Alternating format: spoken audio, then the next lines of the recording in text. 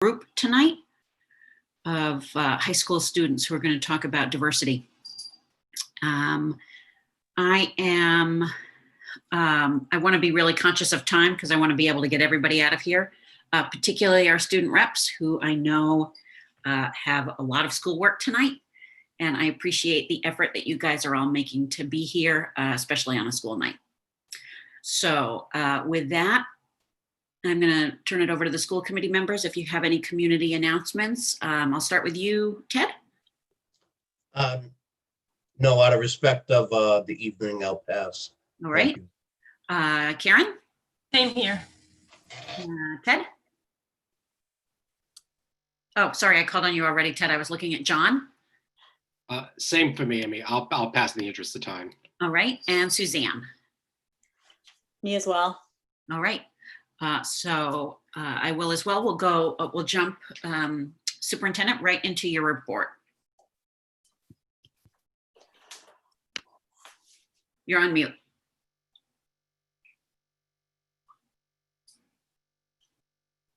Let me bring up my screen.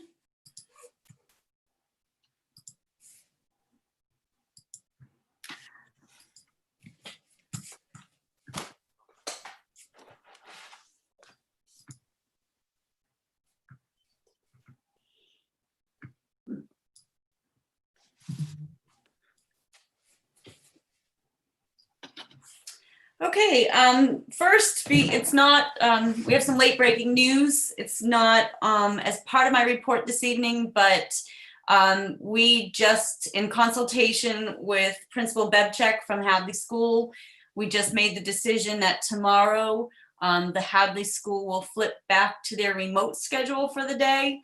That means that students and teachers will be working remotely. I think out of an abundance of caution, for what potentially can be happening down by that school, given the uncertainty of the outcome of the election. I think for tomorrow only, we agree that this is a wise decision.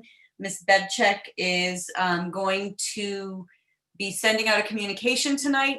Unfortunately, she and I just got off the phone, and I'm making the announcement here prior to her contacting staff and also contacting families, but she will be following up with an email. She's crafting that now. She's getting a robocall ready to go out. And again, Hadley School only for tomorrow will be flipping back to a remote schedule. With the permission of the chair, I do want to move over Miss Sue Sheehan, as she was supposed to be speaking this evening. I think that was approved. So I am going to go into I'm going to stop sharing.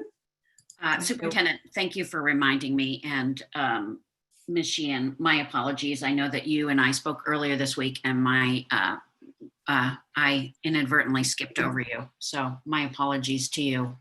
So I'm going to move her over to speak.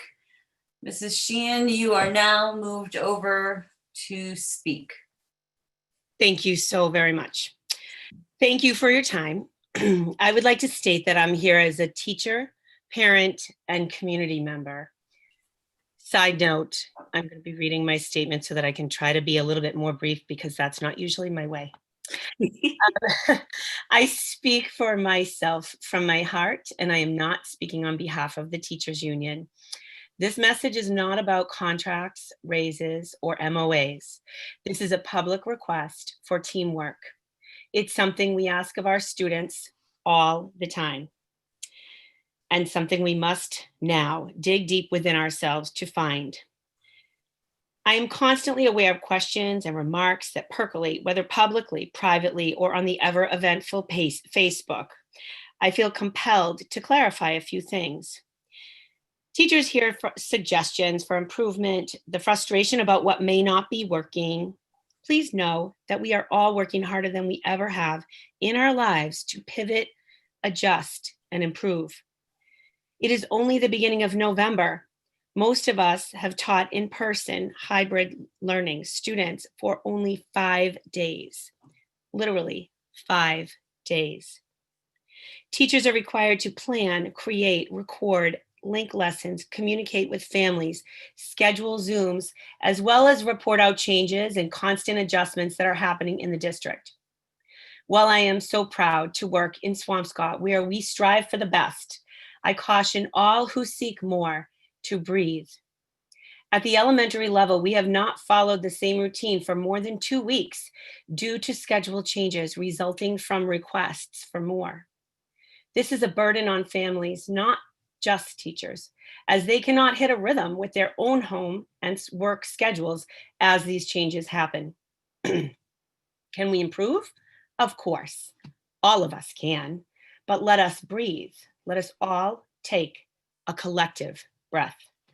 In education, we would never measure our students' success based solely on 1 week in our classroom. Let us not measure the success of an educational plan after just 1 week. Like so many things with this pandemic, there are no easy answers, but it is important that families know this. The students who are attending school in person are definitely not being delivered subpar instruction. Given my expertise, I am only going to specifically address the elementary schedule here. As an elementary educator, I can assure you that our school day is not too short. The day is far more intense than it ever actually has been. Between 8:15 and 12:15, students are delivered focused instruction to a small class size with only a brief mask break for 10 minutes. That's 4 hours with a 10-minute mask break. In a typical school day, the 6 hours would include a 40-minute special and a 40-minute lunch recess. These currently happen at home so that the 4 hours they are in person are dedicated to focused instruction. Combined with the fact that the children are home for part of their day, for the part that would be a break, these children are working harder now in those 4 hours than they would be in a typical 6-hour day with a full class, because it's so intense with a small group. And now, I am one of your teachers. Much like an old favorite book of mine, All I Really Need to Know I Learned in Kindergarten by Robert Fulghum, we can remind ourselves of things we teach our children and remind ourselves to practice what we preach. I tell the first graders that we are a team. We will all have each other's backs. We will respect differences in each other, and that includes perspective. I am one of your teachers. I have taught for 30 years, and I am so proud to say that 25 of them have been here where I grew up. This is the hardest thing any of us have experienced ever as teachers, parents, humans. I am one of your teachers. By nature, teachers do not work only their contractual hours. Whether we should or should not, it doesn't work. The task load is too great. We simply can't. It's impossible. I am one of your teachers. Like everyone else, I have, as many of you know, faced challenges this year. Every single person I know has dealt with indescribable challenges during this infinitely difficult time.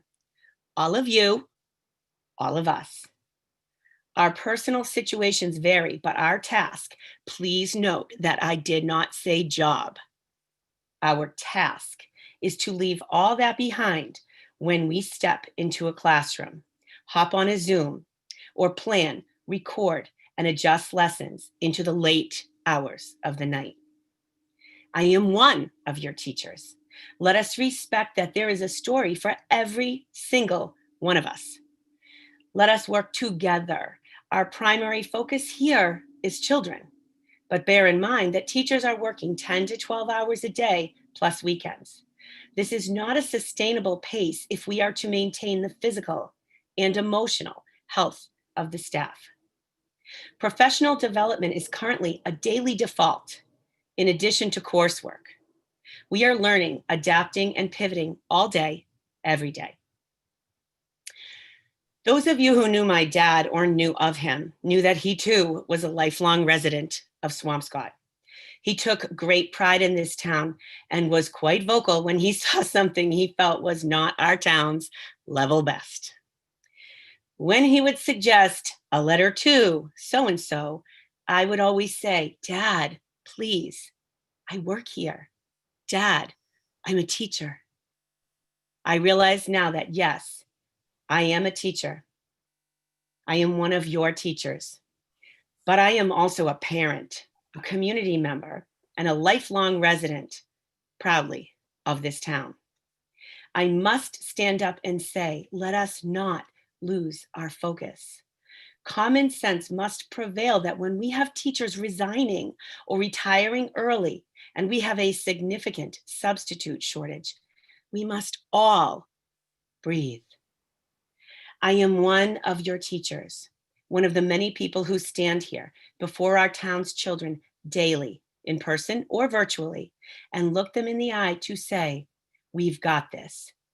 Please allow me to look our children in the eye, smile, and teach them how we are all flexible thinkers. Criticism and demands from the community on social media are not helping our young people feel that we've got this. Please support our children by monitoring responses and reactions.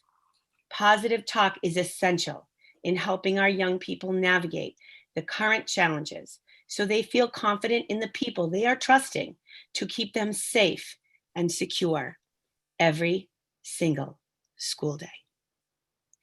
Again, I thank you for your time, and I know that together we will continue to work through these challenges with the common primary focus of our town's young people at the forefront of our minds.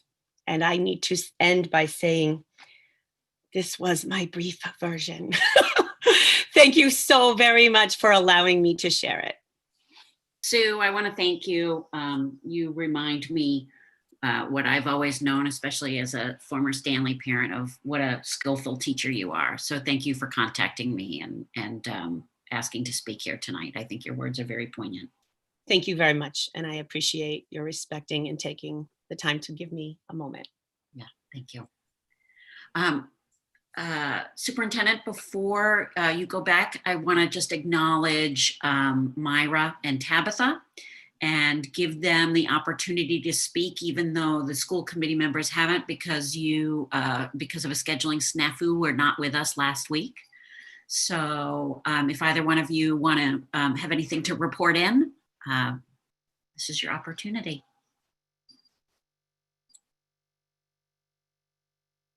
Don't forget to unmute yourself. I can go first. Hi, everyone.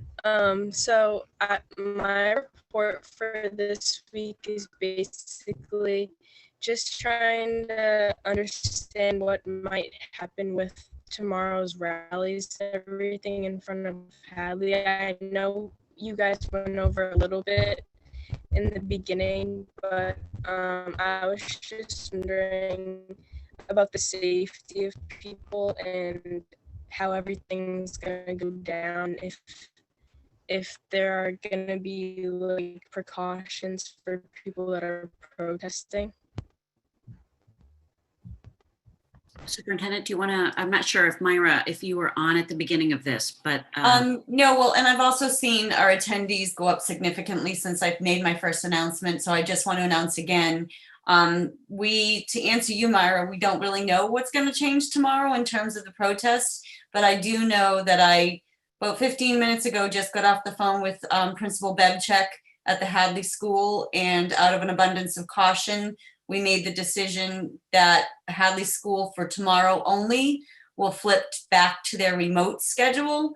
And so teachers are going to be notified. You're probably, the teachers all on here tonight are hearing this now while Ms. Bebchek is crafting that email and robocall to families, that the uncertainty of the outcome of the election has prompted us to be very, very cautious.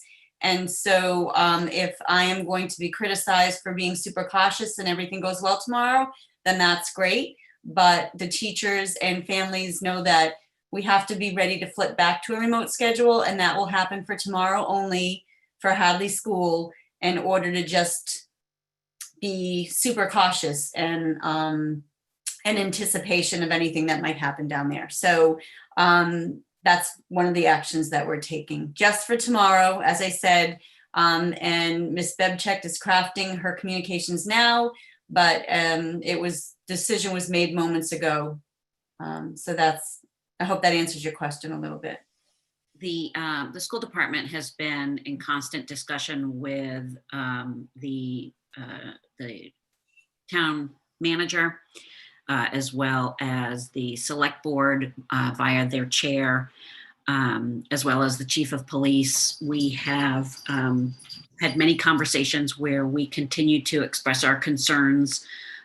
We understand that it's a First Amendment right for the visitors to our town, but I also, we have talked about our own students' rights to learn in peace and what kinds of disturbing the peace issues there might be, what kinds of harassment issues there might be. The list goes on, and we continue to push, but the school committee's limit on this is we have a lot of limits. So we just continue to keep talking to Sean Fitzgerald and Peter Spelios and the chief of police, Chief Madigan. So unfortunately at this time, I don't think there's there's nothing we feel particularly great about. Suzanne? You're on mute. I was just gonna mention maybe some people that are at this meeting were also at the select board meeting earlier, because they were addressing these concerns at that meeting as well. And the chief was on, both chief of police and fire and town administrator and the lawyer, and we're sort of talking about what we can do and what we can't do. And I think one of the most important things I just took away from that is that we have to be really cognizant of how unpredictable the protesters are that come into town, and that it's really important that everyone just uses their best judgment not to incite things or to disrupt, to be too disruptive. Like the peaceful protesters that are on the monument area, like, that we sit around the Civil War monument and the Black Lives Matter and the Biden people, like, that was all, it just needs to, I think everyone just needs to just have really level heads, because the unpredictability is what's really tough for the police. They're used to this. This is what they train for, and they're, really want to protect people and just make sure people are just really level and not, just be aware of keeping yourself safe if you're going to be out there protesting. And I know obviously some of the students will be. Just wanted to say that. Right. Tabitha? Hi, I just wanted to thank the Diversify Our Narrative group, which will be presenting later tonight, because I know of like all the hard work they've been putting into this presentation and all the hard work they've been putting into everything they've accomplished so far. They're currently working on like changing the curriculum to be more conscientious of like having, diverse voices in the narrative. So like from people of color authors in our history and English departments. And I think that their passion for this and for racial justice is so inspiring. And then it's just really like to see like fellow students accomplishing all this. It makes me really happy. So thank you to like Mary Alice, Eli, Mater, Alex, Elsa, Maggie, Lahina, and like everybody else who's been putting all their effort into this. I'm just so proud of them, and I'm looking forward to their presentation later today. Awesome. All right. So with that, Superintendent, we'll go back to you. All righty, thank you all. Forgive the typo I found down here in my Google. So a few things I want to start out with. One is that last week at the school committee meeting, I talked about the family training that was going to be happening on Thursday evening. I say unfortunately, but I know everybody has very busy schedules. There are about 10 participants district-wide, K-2. But we did also announce, and I just put the links here, that it was recorded and it can be found on our family technology link on our webpage. And there are 2 links here that I'll be sharing out, and they can be found on that webpage. And one is video presentation. I think I saw that it was 37 minutes. And if you don't want to sit through the 37-minute video, you can also just view the slides. So those are options on our webpage under the Family Technology link that can be found there. I wanted to highlight yesterday's Professional Development Day. We know it was Election Day, and on our calendar, it is a full day of professional development for teachers. It was focused on technology offerings, including Google Drawing, Forms, Slides, Arts and Culture, Seesaw again, Ed Puzzle, Cami. There's some that I didn't even list here. But in addition to that, once all the teachers signed up for their sessions, the ESPs and tutors also were able to sign up for empty seats in those technology offerings, but then also had separate technology offerings on Zoom and Google Calendar, and how you put a Zoom link for a meeting in your Google Calendar, and also in Google Classroom. So we took advantage of the time. It wasn't mandatory for ESPs and tutors, but those who wanted to attend could fill open slots in the first course offerings, or could attend these as well. There was also a build your own adventure. And so it was a jam-packed day. I don't know, Dr. Bacon, if you got any feedback and you'd like to add anything to that, but I went through the attendance and saw how many people were taking the different classes, and they all looked pretty full to me.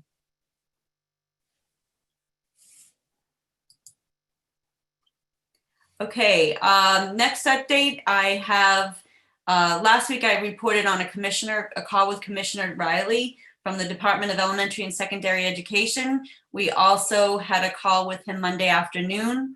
Last week I reported that he was concerned about the amount of asynchronous time in the 2-1-2 hybrid models, as we are, and we continue to discuss as a leadership team.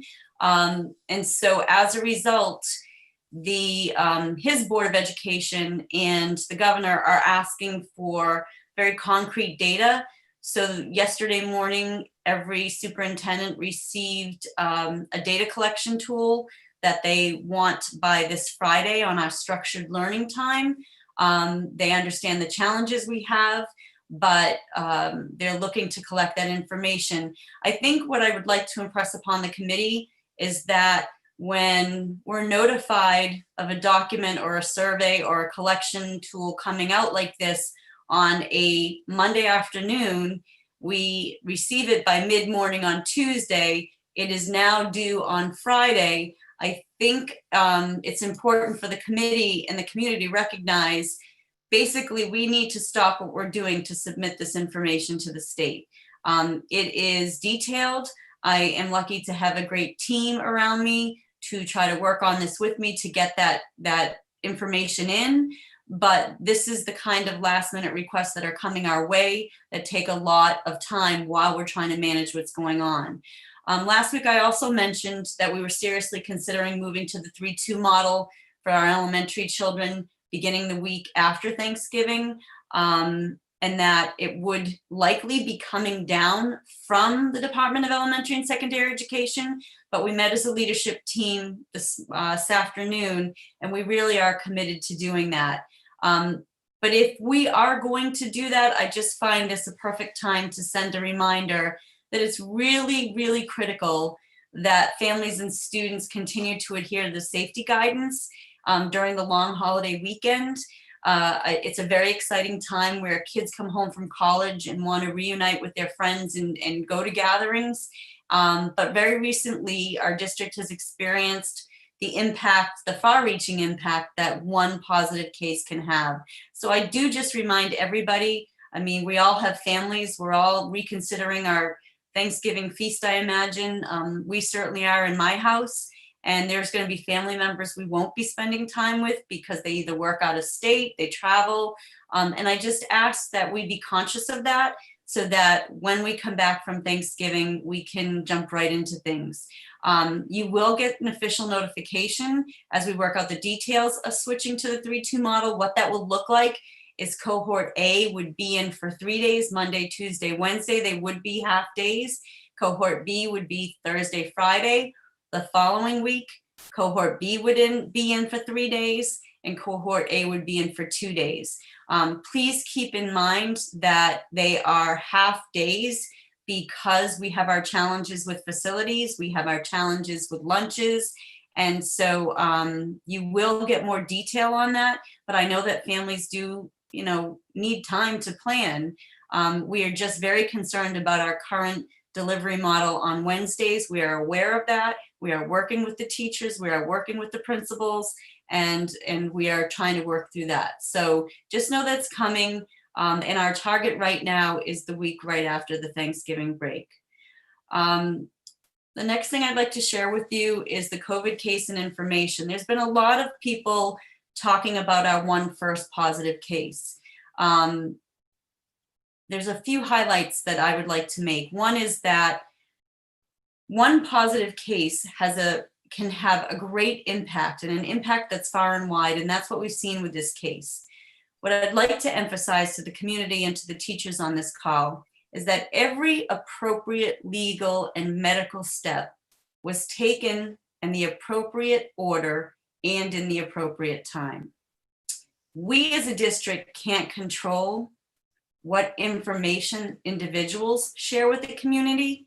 We can only adhere to the guidelines, the state guidelines that we are bound to, and we have to be very, very careful. I do understand the fear. I do understand that people are scared, but when you don't know all of the information, sometimes that fear is heightened, and understandably, but we are bound by law and state guidance with protocols, quarantining, timelining, and timelines and communication. We didn't make up these rules. These are directives from the state. So when DPA reaches out for close contacts, they are also doing their job. And I'm hearing that, I know there's a communication went home today from the Department of Public Health, our chair of the Board of Health and the lead nurse, that the contact tracers are not being treated very nicely. I would just encourage you to understand that these are the people, the messengers that are following the directive from the state. We're not making up these rules to keep kids out of school. I said last week, and I'll say again, nobody would like to go back to a regular school day with a full building full of kids than any of us. But we're just doing our best to follow the rules, to follow the protocols, to follow the guidance, and to do things in a timely manner. If you need to be notified, you will be notified. But the other thing that I want to remind everybody on this call is that we have 6-foot guidance in place that the school committee has voted on as a policy. We have mask guidance and face coverings in place that the school committee has voted as a policy. And this is a reminder to everyone, students, teachers, tutors, ESPs, coaches, custodians, administrative assistants, principals, that you need to follow that 6-foot distance. And if you're following that 6-foot distance policy and you're following the mask wearing protocols and policy, then that reduces the likelihood that you were a close contact. Everyone in our district has the responsibility to adhere to the policies that have been voted on by this committee. And if you're adhering to those policies, the likelihood of you becoming a close contact as defined by DPH is reduced. So there's 2 things that I'd like everyone to take away. Number one, one of my expressions as I've grown through this position is there is information that is needed to be known, and then there is information that you want to know. I cannot give you the want to know information. I can only give you, and DPH can only give you, and our occupational health nurse can only give you those that need to know. There are privacy rights, there are FERPA laws that we go by, there are HIPAA laws that that are guided, but as educators, we're in the FERPA. We cannot share private information. So even though you may hear from a friend of a friend who was told by a person, I can't confirm or deny that. The district can't. We have the responsibility to protect the privacy rights of students and staff and everyone in our care. So I just want to leave you with that. I imagine this won't be our last positive COVID. And we do have our protocols in place. We have action plans. We have steps that we take that we implement once they happen. So you just have to know that if you need to be contacted, you will be contacted by the Department of Public Health. And my final item is something here that I want to share with the committee, and it all kind of came together at the same time. Our data specialist, Mrs. James, finished the October 1 submission for enrollment. So I'm going to take you to several documents, which I find very interesting. The first is our enrollment from June 22nd, 2020, when the final spring report is submitted.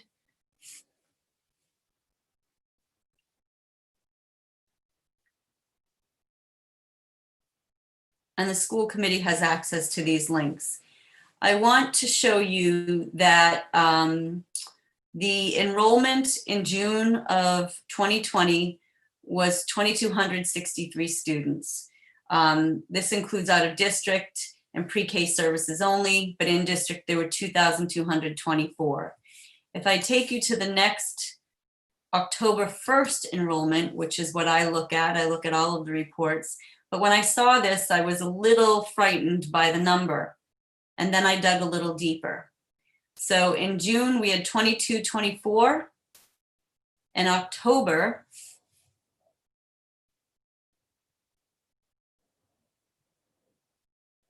it's like watching the microwave, we had 2,133 students. So clearly, we've lost quite a few students. So at first, you would say the declining enrollment must be something that we're doing. The reality is, and I will take you to the third document.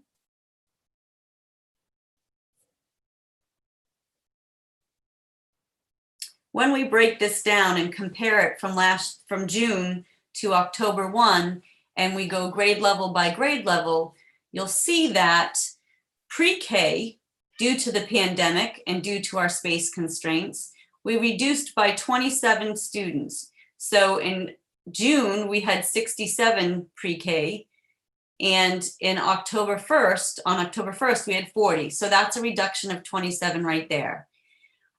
Kindergarten, what we're finding is kindergarten is not mandated.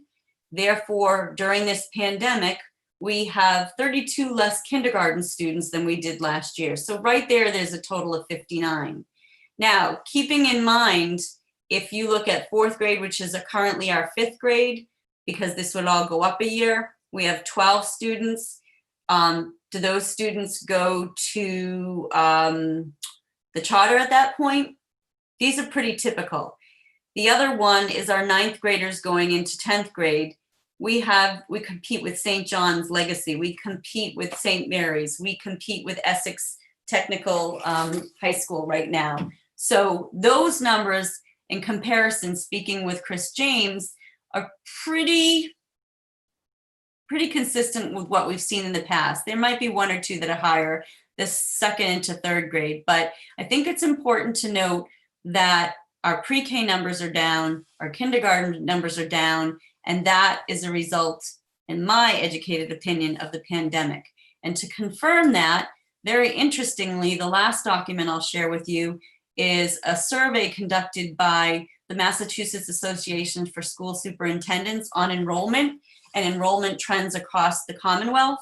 And it's consistent with what we're seeing. So only 176 districts responded to this survey. I think other districts were working on their data, but what you'll find that's interesting here is out of 176 schools, 51 districts, or 28.9%, reported kindergarten as the grade that they saw the most significant decrease in. 62 districts, or 35.4%, reported that grades 1 through 4 were the most significant decrease.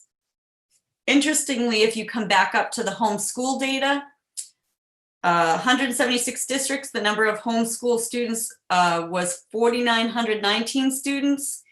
And that was in 2019, excuse me. In 2020, it's 10,238 students. What we saw at our district level is we saw an increase in our homeschooling of 10 students. So, you know, anything that we're seeing, when I first looked at that October 1 report, I thought, whoa, this is way off. And then as everything came together, it's consistent with what is being seen across the state, and consistent with, you know, the space issues that we have. Certainly, we can't have the number of in our integrated preschool that we usually do. So I thought that was important data for you to see now that that submission is completed on October 1. And I just wanted you all to have that information. And certainly you can go back and look at those documents. They are linked in my report. That's a question. Mm-hmm. So is this theoretically kindergarten parents that are opting to just wait a year? I'm not saying all of them, but yes, there's a number of them, yes. Okay. Does that mean that they'll want to go to kindergarten next year, or they'll want to go into the first grade? Because what would that do to, I mean, then our kindergarten class would be abnormally large. Some families historically have chosen to send their child to kindergarten, say at a private school, and come in. Some families, their children are on the younger side, and we have the September cutoff, and they choose to start them into kindergarten next year. We'll have that. Remains to be seen if they're being taught this year at a kindergarten level and take, you know, entry level kinds of, they pass the test. They could, depending on if they have a private school education right now, or they could just be coming in. They could be younger. Their parents could be holding them out a year, but that's a significant drop in kindergarten. So it's just really interesting to see the state data across other districts and where they're coming from, that it's not just our district alone. Suzanne? At the state level, are they talking, is anyone talking about like holding districts harmless this year for like funding reasons? Like if we're losing so many students, you know, this impacts what we're gonna get, you know, in Chapter 70 money or any other allocations. Just wondering.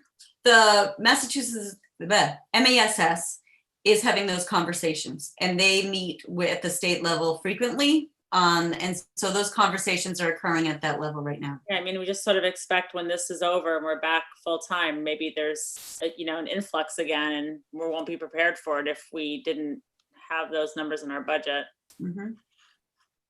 Pam, out of the 10 homeschoolers, could we sometime identify what grades they're in?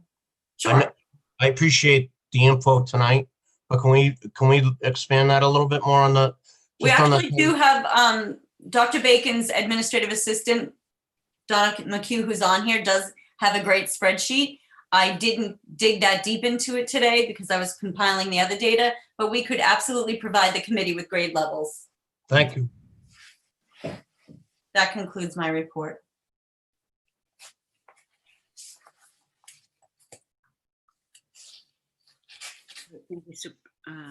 Thank you, Superintendent.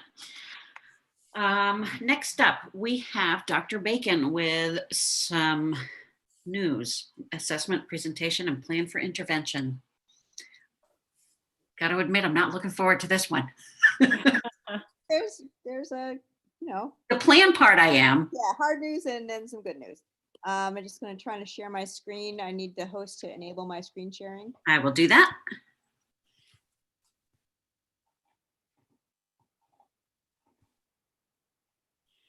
All right, you should be able to do that now. Yep. Sorry, Dr. Bacon, I don't mean to tee you up with. There we go. Okay. I assume everybody can see my screen? Yes. Yep. Okay, excellent. Okay. So as Mrs. O'Connor indicated, the superintendent asked me to give you an update on what we're learning about some of the challenges our students are facing this fall and what our plans are to try to address them. So I'm going to go over several different sets of information data that we've been collecting about our students. The first set is around our elementary students. This last year, some of you may remember, we piloted a new math assessment called Ames Web. We piloted it last year in grades 1, 3, and 4 in the fall.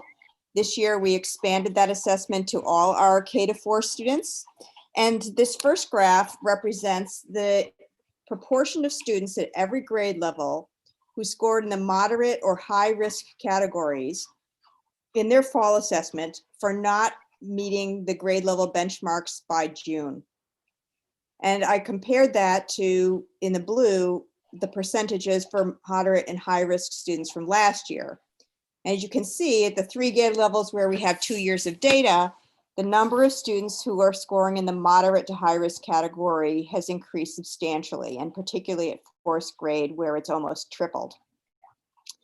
So again, across the board in the district, it looks like we have about a third or a little bit more than a third of our students who are presenting right at the beginning of fall with some serious gaps in their learning in mathematics, which we attribute obviously to the disruptions in learning that took place last spring. I further broke it down to sort of look at the proportions of moderate and high risk students by grade level. And what I was interested in this category in particular was the plurality of students who are in either of those categories at grades 1 and 2 are really falling into the high risk category. So this is telling us, at least in the area of elementary mathematics, in some ways the most serious deficits and challenges we're facing are those students who are entering grades 1 and grades 2 this fall. You know, much more so than the other grades when you look at the proportions, particularly of students who are falling in the high needs category. So that's one of the areas that we're looking at. The next set of data is from a new assessment that we implemented this fall for elementary reading called iReady. And they measure things a little bit differently. In reading, the assessment yields sort of grade level equivalence in the results that it puts out for students. So this graph shows that overall, among the 727 K through 4 students we've so far assessed 696 of them. And based on that, you can see about 44% are either above grade level, meaning that if you're at the beginning of 2nd grade and you're scoring mid 2nd grade to late 2nd grade, you're considered above grade level. The 21% here in this green category are kids who are, if they're in the beginning of 2nd grade, they're scoring in the beginning of 2nd grade. So they're right where they need to be successful with the grade level curriculum. What's concerning is this 46% of students overall in the elementary grades who are scoring somewhere in the grade level below. The assessment does not allow us to figure out exactly where they're scoring, but if you're at the beginning of 2nd grade and you're scoring somewhere in the 1st grade span, you're falling into that yellow band of the 46%. And then we have about 10% of students that were scoring 2 or more grade levels below where they need to be. And again, I looked a little bit deeper into this data to see where exactly our challenges are across those grade spans. So here you see I dropped a 50% line, meaning that 50% of the students fall over here on this side on the left, 50% of the students at any grade level fall on the right. And what I was interested to see in this graph as well, particularly at grade 1, we have a very large percentage, 70% of the students are coming into grade 1 without the requisite skills that they should have gained in K last year. And that's going to be a very difficult challenge for us in terms of catching those kids up over the course of this school year. So again, we're seeing particularly at grade 1 and to a lesser extent at grade 2 and a little bit at grade 4, the proportion of students, not even half of the students are coming into the grade level with the requisite skills to have success in reading and move forward with their curriculum. So that's kind of the story that we're at elementary. Again, deficits in both reading and math. In math, we have the data from last year. They're higher deficits than we would normally expect for students entering in the fall. And a particular concern about students, particularly at the grade 1 and 2 grade levels, both in literacy and in mathematics. The next set of data I wanted to share comes from the high school. The high school administration has been working to track disengagement of students through teacher report. And disengagement can mean things like students aren't turning in assignments, students aren't showing up for their Zooms, things that indicate that students are not really taking advantage of the education that's being offered in our remote and hybrid contexts. So here you see the number of students. I can move this bar out of the way. There we go. You can see the number of students in each of the grades 9, 10, 11, and 12 who were reported as disengaged by their teachers. There's, I think, we added them up. I think there's 254 or 257 students out of our 707 high school students who, as of October 14th, were disengaged from one class. And then there were, if you add all these up, about another, 80 or so students who were disengaged from 2 or more classes. And I reported to you last week some of the data that we had from the mid-semester progress reports at the high school, or the mid-quarter progress reports at the high school, which indicated that the number of students who are currently earning an F in their courses had gone up by about 50, I think it was like 59%, over the number of students who were earning Fs at the same point in this semester last year. So, and my informal conversations with administrators at the middle school also suggests that when they look at sort of the students and their grades mid-term, they're also seeing much higher rates of students who are failing their courses than was, sorry. Be quiet. Than was typical of last year. So now sort of for the, hopefully some of the better news, we recognize that we have these significant issues. So we tried to plan ahead, anticipating that we might have some of these challenges, and think about how we can possibly address these kinds of challenges and the magnitude of the deficits that students are experiencing, both because of the interruptions that we experienced last spring and because of the difficulties that many students are still experiencing in learning in the remote and hybrid models. Why is it not moving forward? Okay. So last year, you might have heard, I'm not sure if Mrs. Raymond shared with you, one of the things that we were working on last year was called a multi-tiered system of support. And that's a way to address student needs for students who are not achieving the success we'd like them to achieve with their regular, what we call tier 1 or main classroom instruction.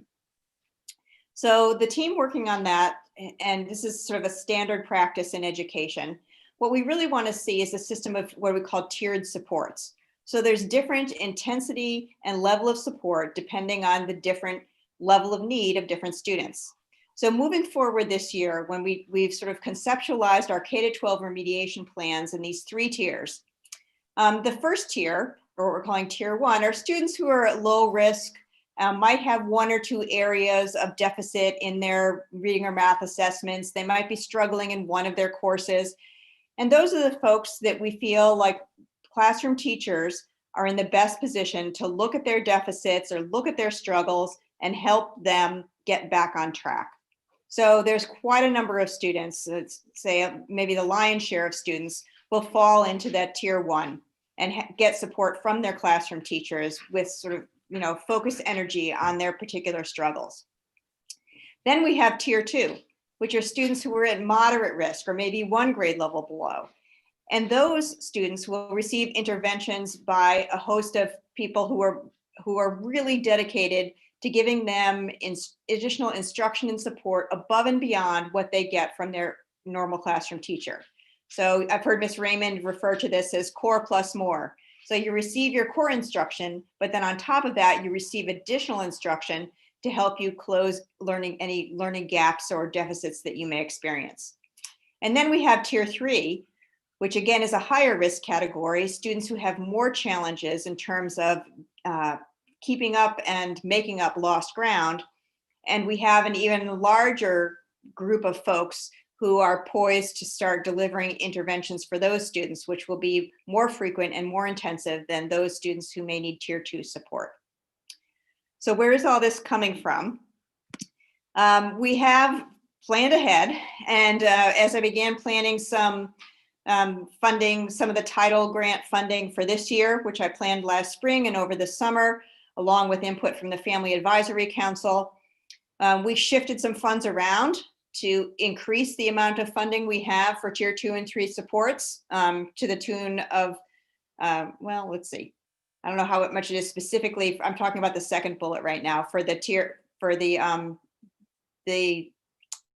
increase in just the elementary reading and math coaches and tutors, which are a program that we've had in place for several years. We just put more money into it for this year. And then we added a whole new pot of money for tutors for students at the high school level. And then we also applied over the summer and received a vacation and Saturday program for intervening for students who are particularly behind. I've been working with the high school leadership there, and we've designed a program specifically focused on seniors who are behind in credits, who need to make up significant ground in order to have an on-time graduation. So we're planning to do a very intensive program with them in Saturdays in December and over the December break, and in Saturdays into January, to try to get them where they need to be to graduate on time in June. And then as part of the COVID funding, we also have the ESSER grant. And in that grant, we put in an additional $21,600 to assist with the kinds of tutoring support students need. So in all, we've planned for an additional $62,000 and change in new funding to try to address the deficits that our students are presenting. And I included a link down here of the postings that'll be up within the next couple days for the whole host of people we are trying to recruit to help us address these needs. Some of those folks might be people who are already working for the school, who will be willing to take on additional tutoring and case management duties outside of their regular job, outside of the school day, on evenings and weekends and after schools. And some might be folks from the community or from outside the school district who would be willing to step in and provide additional tutoring support during the school days to students while they're at school or within school hours. So that's kind of where we are. We're very excited to get started. Hopefully we'll have everything in place and be able to start within a couple weeks. And I think that's it. I can just take questions. If I can make my dogs be quiet, I can take questions from the community, from the committee. I will do that in a second. I'll stop sharing. Let me just fix the dogs. I'm sorry, hang on 1 minute. Oh, kill feed. Kill feed.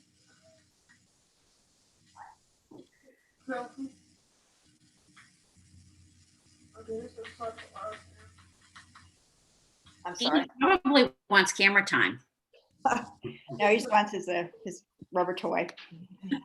So how does this relate to what's happening? I'm sure it's very similar in other districts. And do we anticipate that, like, I look at those numbers, especially for those first graders, and like, is this long-term gonna be a trend that, like, this year, these first graders are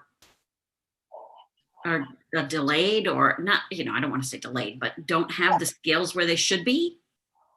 That is the big national question. A couple weeks ago, I was talking to some friends I have at the U.S. Department of Education, and they were talking about this similar things that they're seeing, across the United States, that the interruptions in education that have been the result of COVID are leading to significant learning losses, and it remains to be seen whether anybody has the solution or the manpower or whatever it's going to take to get kids back on track. So we really just don't know whether this is going to be a long-term thing that's going to take us years to dig out of, or whether the kinds of, the things we're trying to do to address these issues with students this year is going to significantly close the gaps. But, we have this, what's great is we have this data, so we can implement these programs, and then we can look again in January and see, are we closing any of those gaps? Or is the problem we just don't have the capacity to deal with the level of need that we're seeing in our students? But it's good that we'll be able to track and see what the impact of these programs that we're putting in place will be. Well, and I know Dr. Bacon mentioned this, but I just want to highlight it again, that this wasn't something that we did not anticipate. We did. And, Dr. Bacon took advantage of the opportunities and these grant monies that were becoming available to have the foresight to plan for the vacation and Saturday grant, to plan for closing the gaps. So, it wasn't something that we thought of now. as a result of seeing the data, this is something we thought about late spring, early summer. So it's been something that's been worked on by her department in her office, out of her office. So Ted, I see your hand up. Dr. Bacon, thank you. I've got a lot of questions. For the kids that are in first and second grade, can we have the building administrator and guidance, regardless of what tier they're on, be part of that solution? Can you say a little bit more in what way you imagine that? Well, what way I imagine it is the kids that are in first and second grade, I imagine it that we need to do, and I'm passionate about those young kids. I understand the tiers and I get the tiers, but why wouldn't we put a couple of more people in to assist our younger kids?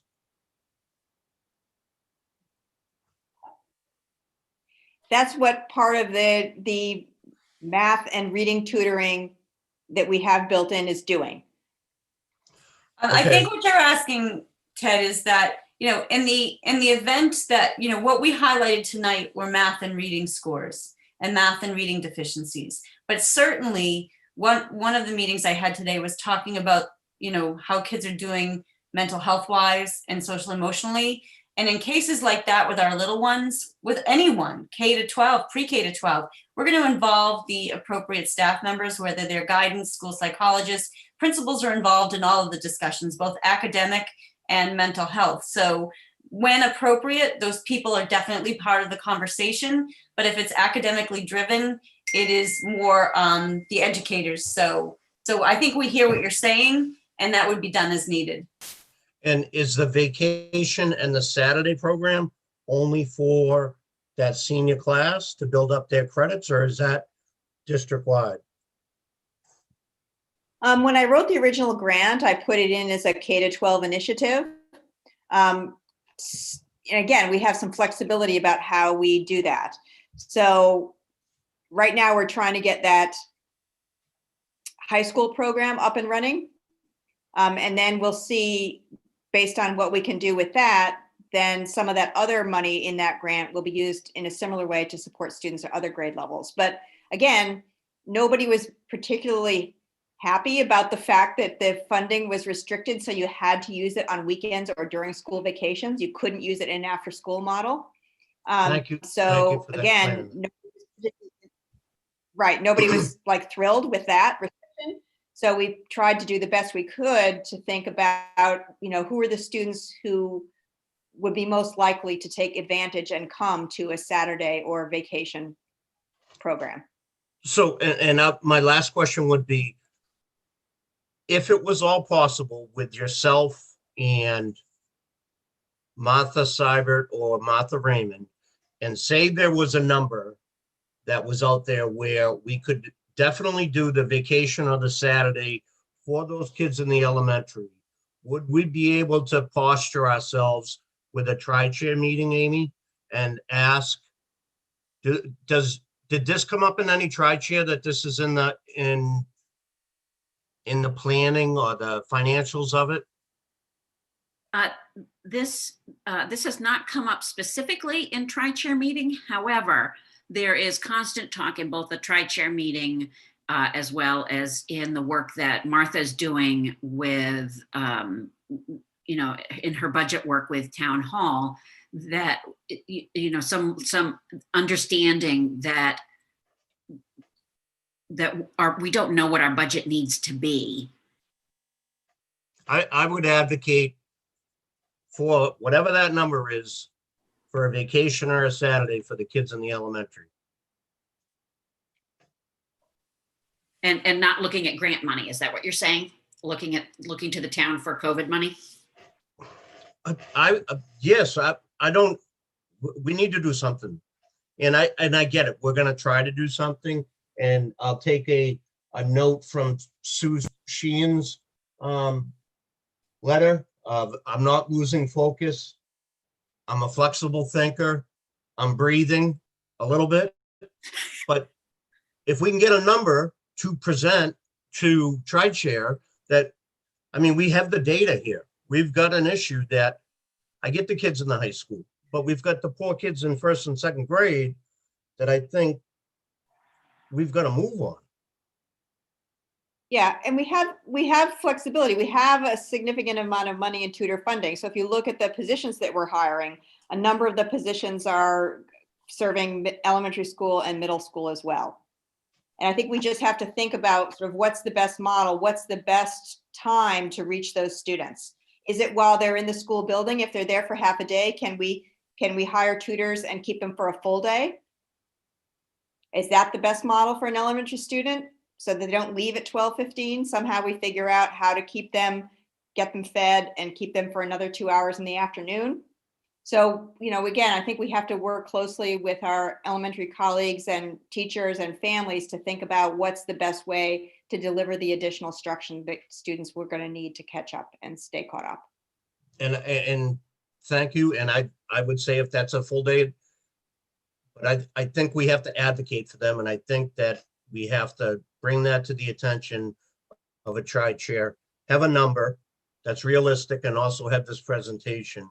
We've got a problem that we need to, as a community, focus on. Thank you. I want to acknowledge Karen. I saw your hand up, and then John. Thank you. Thank you, Dr. Bacon. So similarly, I was going to ask if CARES Act money could go towards this as a COVID-related expense and something that was unforeseen and not budgeted. But I'm not sure that anybody knows the answer to that. Yeah, the ESSER money is CARES Act money. The third category, that 21,000 we set aside in that grant, that is CARES money. It just has a different. That's CARES Act money that was specifically for these types of issues as opposed to other COVID-related issues. It was very flexible. So in the ESSER grant, which was $180,000, $140,000 or something, we spent a huge chunk on technology, not hardware, but mostly software that we needed to be able to deliver remote instruction. Huge chunk of it went to that. The 21,000 for the tutors is a big chunk. There's a big chunk that went to professional development for staff, designing and implementing professional development to help them teach in this new remote environment. So there were other things we could have spent it on. We also could have spent it on safety supplies, but we didn't spend the ESSER money on that. We spent it really on things that were going to improve the quality of instruction. And then also, you didn't specifically talk data from middle school, but I have to imagine you've seen similar results. Yeah, I mentioned very briefly. So I'm still working with the middle school administration to compile all their data. But anecdotally, in talking to them, what they did report is that when they're looking at the number of students who are failing classes this fall, it's much higher than it was a year ago this fall. Okay. They're seeing something similar to what we're seeing in terms of this model of instruction not working for as many students as our in-person model. Do you envision going to the 3-2 and having more in-person instruction helping? I mean, I think that more in-person instruction that we can get will certainly help. I mean, I was talking to my elementary curriculum specialist today, and Allie Draper, who's a kindergarten teacher, was pointing out as much, in some of the similar themes that Ms. Sheehan echoed in her remarks, is that the quality of education that students are getting when they're in person is pretty intense and very different. She said, when I'm here working with 8 students in a kindergarten for 4 hours, that's a lot of quality time. I have the opportunity to work with each student individually versus when I'm here for 6 hours with a class of 25 students. She really felt that the quality of what she's able to accomplish in 4 hours with 8 students is really something very special that she says, I haven't been able to do this since I was at the beginning of my teaching career. And, my first year I had 6 preschoolers and it was great. But then, class sizes creep up and it becomes increasingly challenging. So I do think that the quality of the instruction when we can have students in person is very good, because we do have these small numbers. So then obviously the more days we can get the kids in the buildings, the better. Right. Right. And the less we can keep the disruptions of having to go remote, right? The more we can keep the kids in school overall.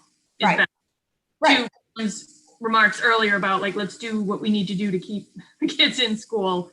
Right. And then it sounds like this is all happening, quickly over the next few weeks to try to get this started. So are families going to start hearing from their, teachers or from building administrators about their particular kids? Because I know opportunities. Yeah. So when we finished about 2 weeks ago, all the testing for the elementary kids, because again, we couldn't do it the normal way where we do it with a whole class of students at once. We had to have students come into the high school. Parents had to bring students in. It took several weeks to accomplish the testing, even though we had a team of, I think, 10 people working pretty consistently over that time to get it all done.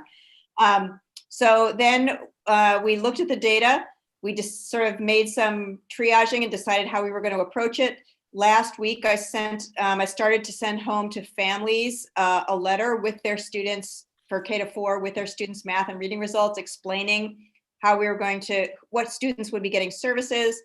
The math tutoring starts tomorrow. The reading tutoring starts on Monday. So the reading and math specialists at the elementary have been reaching out to those specific families that we're doing it in 6-week rounds. So the first 6 weeks we'll have a bunch of students who will receive services. So all those families either were notified by today if they're starting tomorrow, or will be notified by Friday if they're starting Monday. The high school, we're moving forward with the Saturday school plan, because that's due to start the first weekend in December. So I know that they are reaching out to families about that. The rest of it, we really have to wait. Again, the postings need to go out. A big question mark is whether we're going to find enough people willing to do this work. I mean, that may limit the number of students that we're able to serve as well. So I would encourage everyone to look at those postings. We're posting them both internally in the district and publicly. So I would encourage everyone to look at those postings. And if you can possibly have something to contribute to one of the jobs, I would strongly encourage you to apply. Thank you.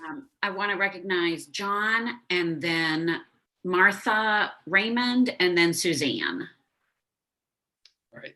Thanks, Amy. And thank you, Dr. Bacon, for that informative presentation. It sounds like you and your team have done a heck of a lot of work here.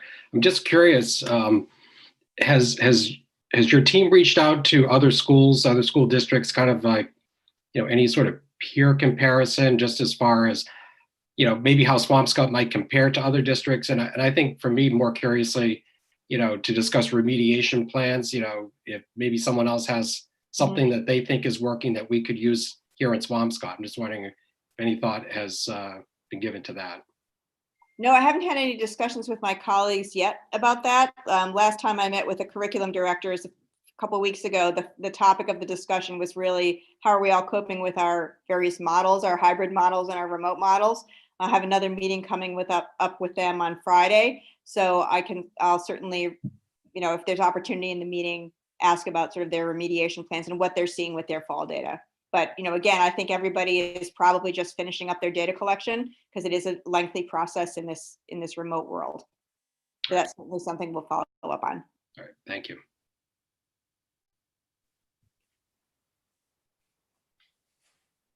Martha, go ahead, unmute yourself.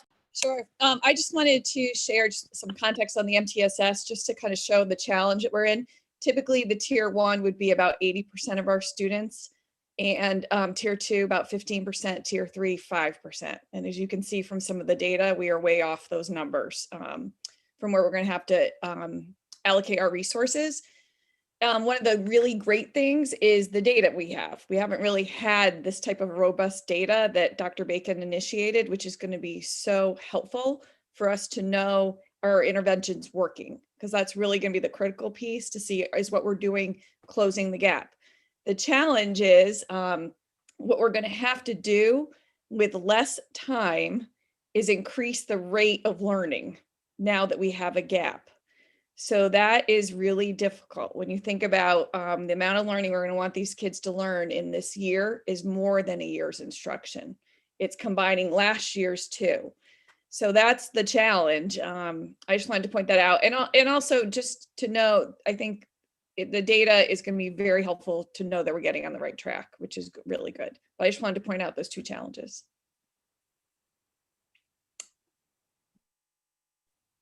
Suzanne?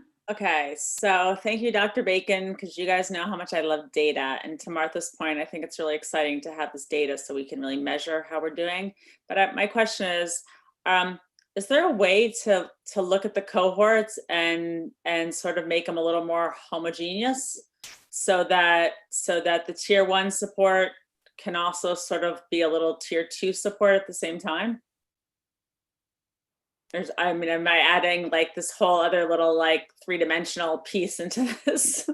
Yeah, I'm not sure that I'm really following what can you elaborate a little more? Like, for example, if you notice the certain children who have a math deficit, if they could be in the same cohort together so that their instruction was a tiny bit more geared to where their level was with their peers. Like, I think right now the cohorts being set up alphabetically is pretty random, right? So it's probably really heterogeneous groupings. And I was just thinking if you were leveling them a little bit, maybe tier 1 and tier 2 happen at the same time. I see. Okay, I see where you're headed with that. So the cohorts A and B are obviously pretty random. Right. What's more significant, particularly the elementary level, is not whether you're coming Monday, Tuesday, or Thursday, Friday, but what classroom you're in, right? And so when we did set up classrooms at the beginning of the year, I think the principals were very thoughtful about where they placed a lot of the kids to try to group kids who might have similar needs to be able to use our resources more efficiently to reach those students. So in the setting up of the original class assignments, I think there was definitely some of that grouping to help us be able to target and focus our resources a bit more efficiently. No, that's great. Like, I just imagine if God forbid we are in this model for a year or more, that we think about the elementary school as a wall-less building, right? And so we can have, instead of 2 or 3 groupings a grade based on your school, we have 7 or 8 groupings a grade based on your grade or something, it would be like, if we get that kind of warning, like this is going to happen and we're not always like, trying to catch up and we can actually plan, it's just be an interesting idea to try to fine tune that a little bit. Yeah. The research does suggest though, that in general, academic achievement improves if students learn in heterogeneous groups. Yeah, no, I'm totally, especially in elementary school, I'm like a giant fan of that, but I'm just saying through this time where we're trying to like maximize learning in a shorter period of time. Well, that's what's actually nice about what's been really nice in setting up the intervention groups is that intervention groups are set up kind of by classroom. And now we're not limited that way because the interventionists are working remotely with the students so they can pull kids from several classrooms together awesome. With a common need. So in some ways, the fact that we're sort of semi or partially remote with students has allowed us more opportunity to do more purposeful and focused groupings of students. Silver lining. Yeah, so a little silver lining. Martha Seibert? Sure. I just wanted to, again, thank Dr. Bacon for the presentation and for going after that money for the school and vacation grant, because that is definitely helpful. I know a couple questions came up about finances. We were very strategic with how we use the ESSER funds because, as I explained in an earlier school committee meeting, those funds carry until June 30th, 2021. So we were very strategic to use that to fund our software licenses that we needed for the whole year that the CARES money would not fund after December. So We'll be doing kind of an audit in the next couple of weeks with what we've charged to different grants, and we'll move things around. If there's something on the ESSER grant that we could move to the CARES grant to free up more money from January to June, then we'll definitely do that.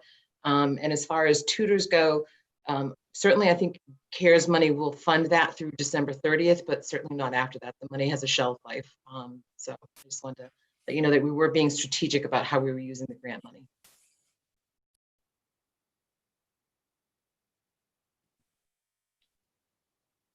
Anybody else? Martha, do you think there'll be more money? I know that that's only good till the end of December.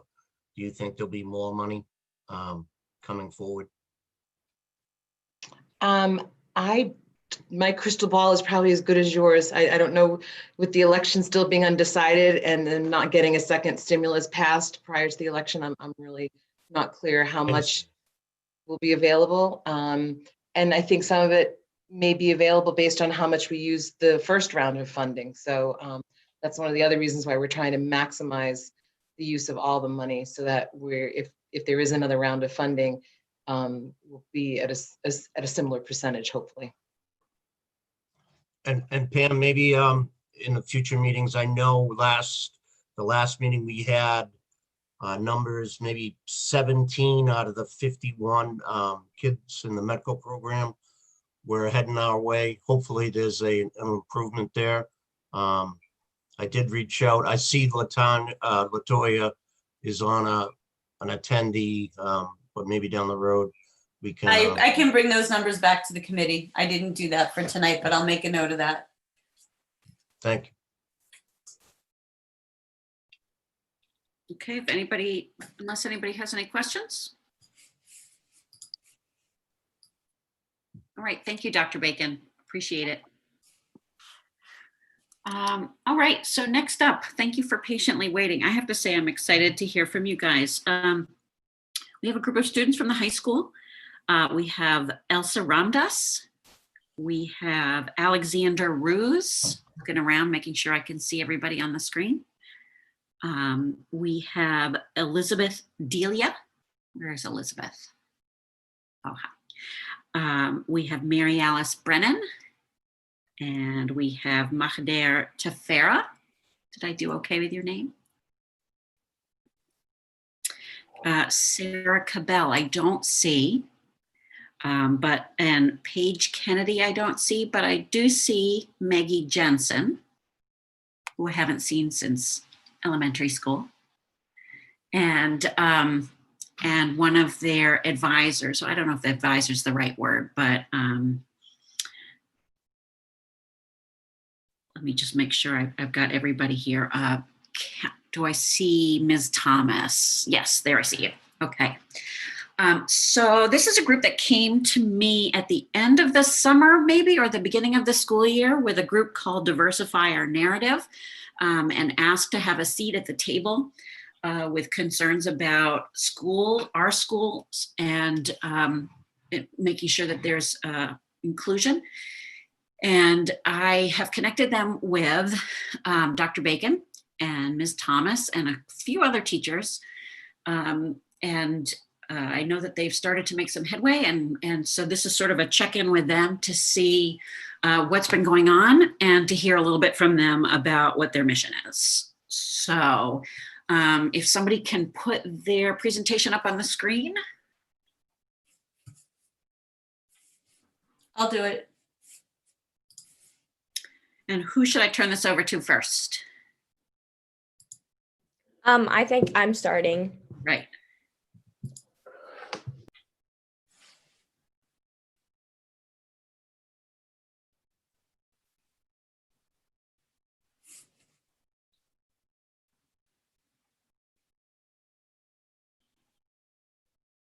It's very slow. My apologies. Okay, I'm actually going to present. I think that's maybe how we're all feeling.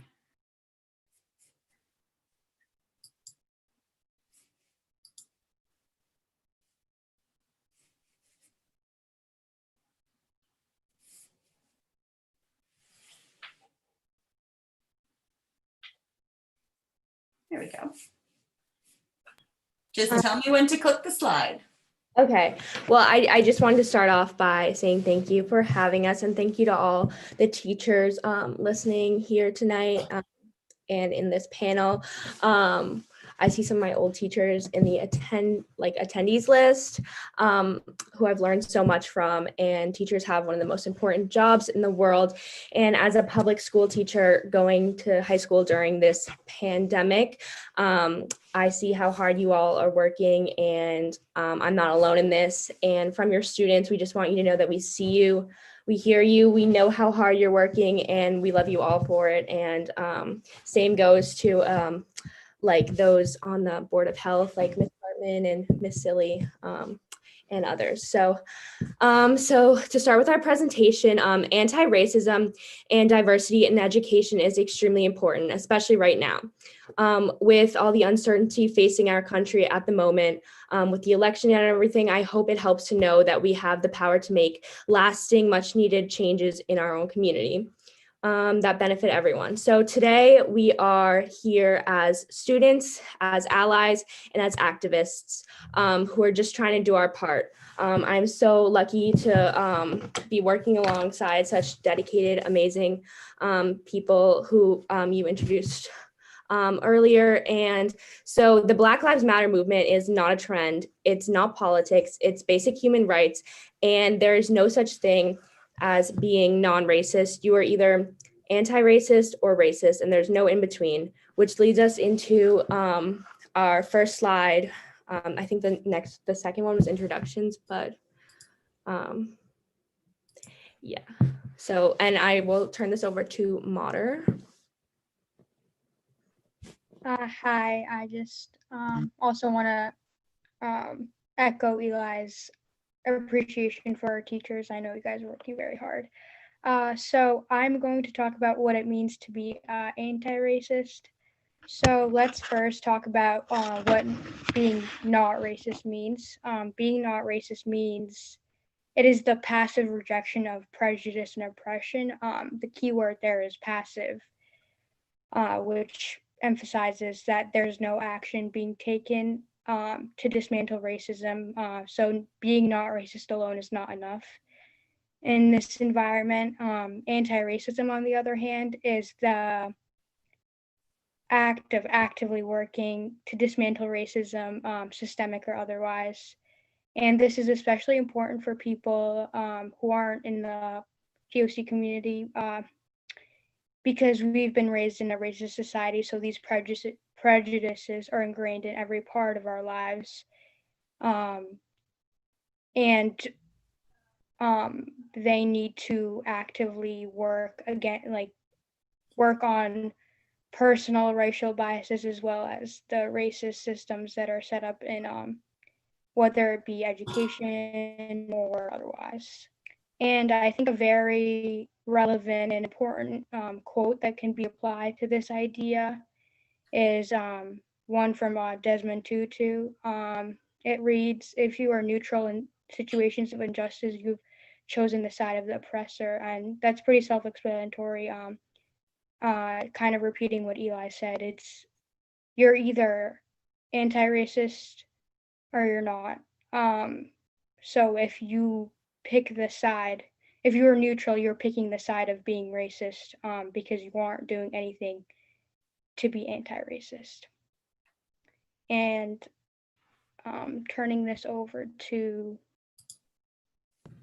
Hi, so as we have addressed earlier in this meeting, obviously the protests that are going on at Hadley and kind of the growing political turmoil in this country as a whole, students, especially young students, are kind of left wondering, like, conflicting feelings about this, everything that's happening in this country right now. And there's just a great need for addressing the issues at hand, because younger students especially are exposed to varying political beliefs without any real way of processing it. So, yes. Hi, I'm Mary Alice Brennan, and I'm going to talk about why it's important to connect education and social justice. So first off, just acknowledging the fact that there is white privilege in education. We have the privilege of being sheltered from a young age and not learning about the racism of society. White students have the privilege of waiting to learn about racism, whereas students of color are victims of it from a young age. And I'm going to bring up Tamir Rice. He was a beautiful young child at the age of 12 who was shot by police in Cleveland, Ohio. He was just playing with a toy gun. So the issues happen. Police brutality and racism affects young students, young children. It affects them. And so white students have to learn at a young age. I'm saying white because we are a majority white community and students of color are learning this from experience. White students have to learn how to be allies at a young age and how to process this information when a classmate in Cleveland was killed by police. And as Elsa was talking about before, exposure. They are exposed in the media. The George Floyd video was all over the internet. Young students have phones. They see this stuff. And in school, we are given in some classes a space. For example, I'm in the media and the primaries class with Mr. Reed, who I think is in the audience. It's an excellent class.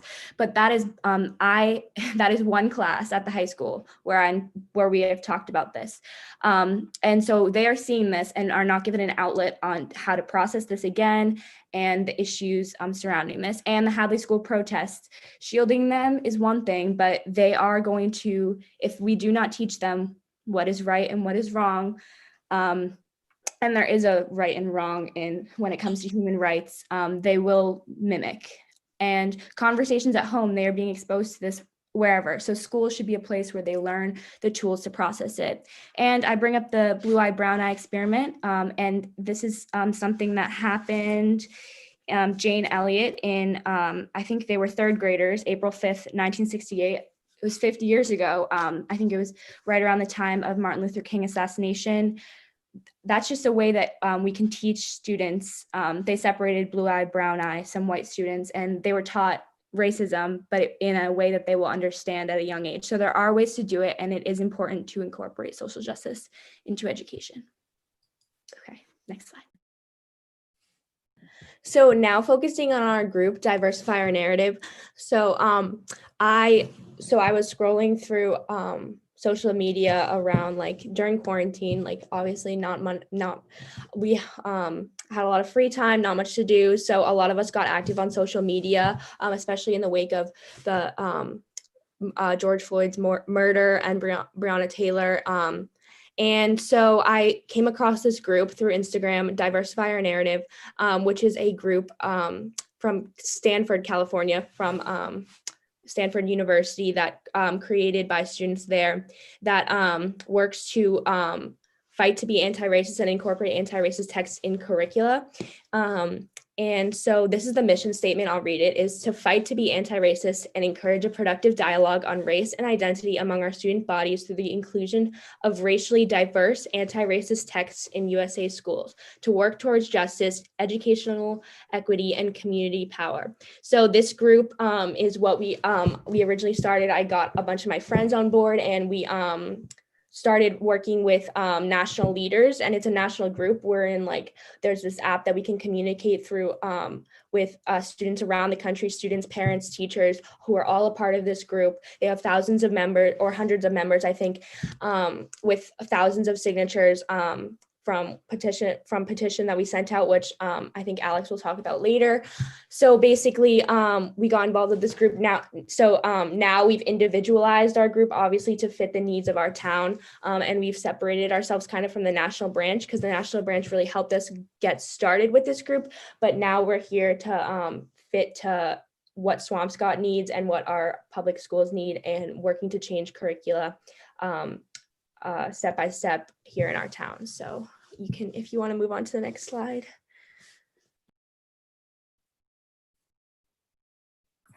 Okay, so I'm going to talk about specific responses. So we had the petition, we had over 250 people sign it, and we had anonymous Google form, and I want to share the stories that were said in that. So I think it might be easier if I could like share the screen. Okay, Mrs. O'Connor, could you give Alex co-host privileges? Alex, could you raise your hand so that you pop to the top? Sure. Oh, there you go.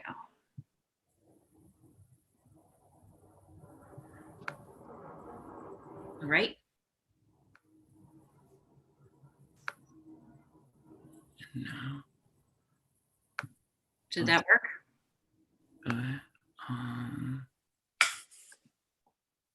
Oh, I have to stop sharing. Sorry. That's what's going on. Okay. All right, thank you. So.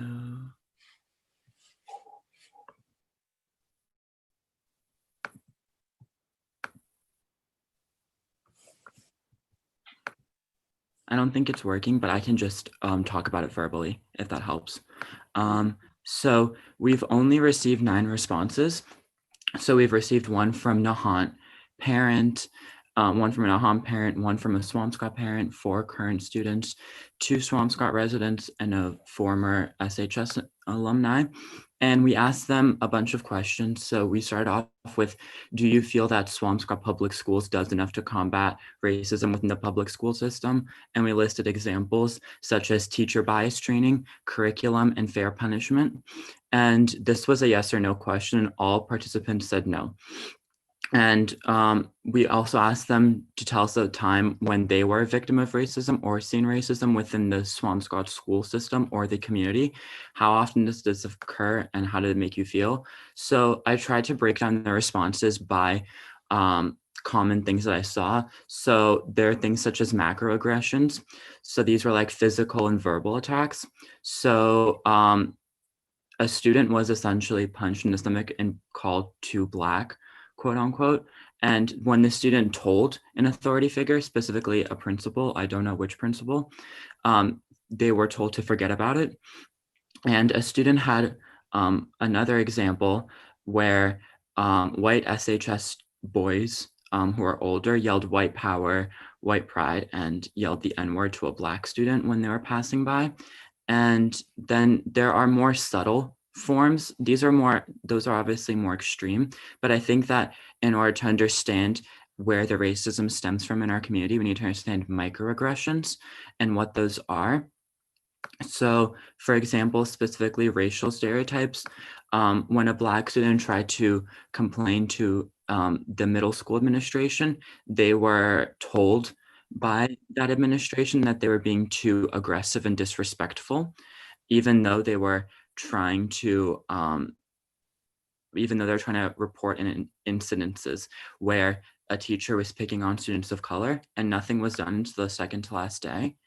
And just like, I want to say that although this sounds very negative, I'm saying this because it is very important to have concrete pieces of evidence, concrete stories, so that as a community, we can do better. And as a community, we can teach Swampscott teachers and students alike how to be anti-racist, essentially. And then there was another incident where a history teacher made the students list positive and negatives about slavery and kind of sugarcoated it. And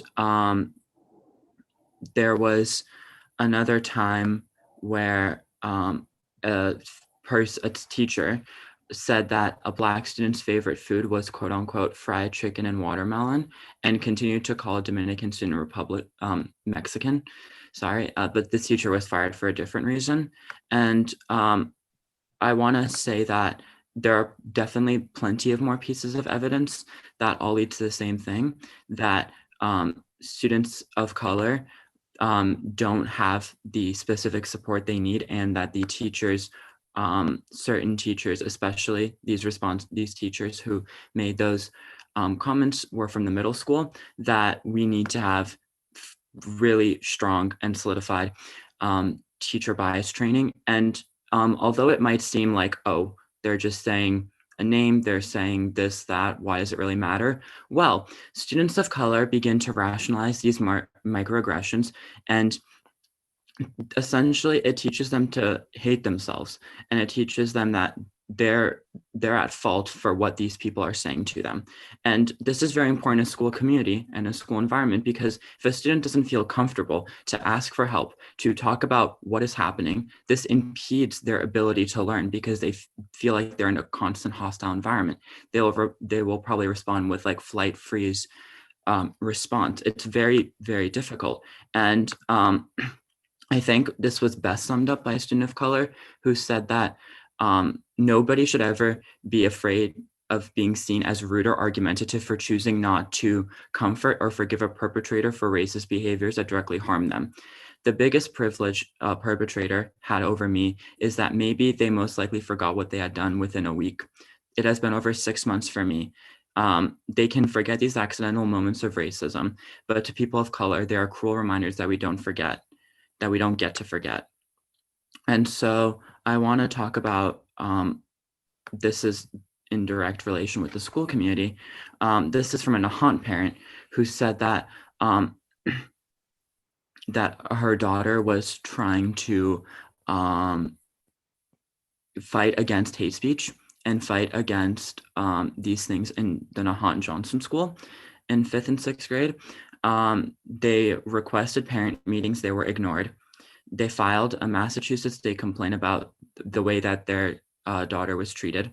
And I think that what they specifically wanted to mention that although 5th and 6th graders might seem like children, that doesn't mean that they cannot be racist, that they don't have hateful things that they say because of what they probably hear at home or on social media or other platforms. So it's very, very important that we provide substantial anti-racist education to students of all grades. So so then we talked about, since we're diverse by narrative, we want to provide concrete action that we can take forward. And we asked them, what changes would you like to see in the school's curriculum or in the school environment?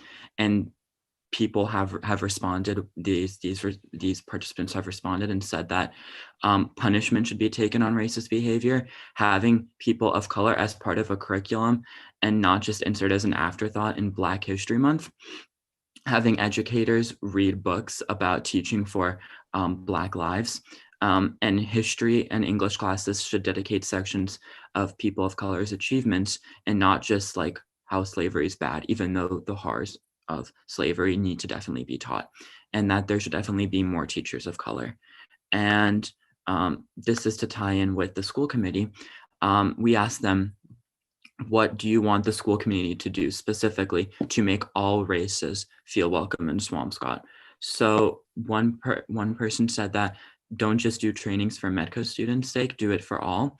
And Swampscott, like I said, like I previously stated, Swampscott needs to have training for teachers and administration regarding racism and recognizing their role in supporting a racist learning environment. Certain teachers in the school administration, as we've seen, and this seems to be a common trend within their responses, is that teachers single out children of color and make assumptions about them based on racial stereotypes. So when that happens, a student feels like no one is listening to them and no one can help them, and it's very hard for them to learn. Again, it's very important that we as a community create a place where everyone feels welcome and don't have to think about what this teacher said to me or what this student said to me. I also want to state that other people said that teachers felt like they were being, students of color felt like they were being provoked, and that they feared, and there was an incident with a teacher that feared that a student of color would hurt them when they get angry. So that's obviously a false and negative stereotype against this person was a Black student. And this person said that, how would you feel if someone just kept poking and poking at you throughout your life and then you finally snap and get in trouble instead of the person that was bothering you? So I think that we need to understand that sometimes there are moments of tension. There are moments where things might get heated, but we need teachers to be the mediators and not to amplify the situations. And so this is to conclude, I'm sorry, I know this is really long. One other person said that we need to take curriculum revision seriously and possibly hire a DEI consultant to conduct a climate survey or review hiring practices or other institutional policies that contribute to exclusion. So I know that for us, we started with, we talked with Ms. Thomas, the head of the English department at the Swampscott High School, and Dr. Beacon, the curriculum advisor for the, oh, we can go to the next slide because that's where it is. Where we talked about specific books we need to include. So one of them is Dear Martin, which is about a Black student who is very gifted, but his plans for going to a higher educational institution are put on hold because he is a victim of racial profiling. And then Bluest Eye, which kind of has to tie in with what Mary Alice said before. A young African-American girl was growing up in the Depression, and she had an inferiority complex because she wasn't, she didn't have a blue eyes. So I just wanted to list these books and provide concrete action that we are trying to implement. And we also think that we need to build a task force, or like there is sort of a task force being built, and we are working to have more honest discussions, but also provide concrete pieces of evidence. So thank you. That's all from me. Hi, I'm back, and I'm here to talk about the next steps in what we're looking for in the high school curriculum. I'm going to talk about a little bit about the history curriculum and how we can use that to help us accomplish our goal. So I first want to talk about the importance of history classes and how they're taught. History classes are an essential factor in how members of our society interact with each other, and especially how they vote, which is like a very important thing right now, as everyone knows.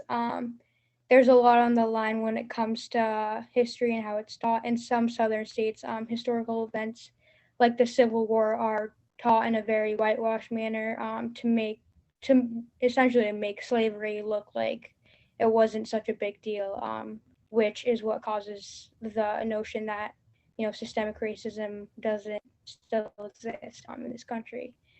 And I remember in elementary school and even a little middle school, the way we were taught history was that I just remember learning about like Columbus. I'm sure most people here do as well, that he was the first to discover America. And I don't really remember even learning that he was an awful person. He enslaved Native people. So I think it's important that we address that. We can't teach history in a whitewashed way that has always been taught, because that is the root of the problem in many cases. And not only is it wrong that we as a state and we as a nation still celebrate Columbus Day, we have control over what the Swampscott Public Schools teaches about that, even if we don't have complete control over whether it's called Columbus Day or Indigenous Peoples Day. So I think we definitely should work on that. We should be teaching about the horrible things that have happened to people of color, including Native Americans.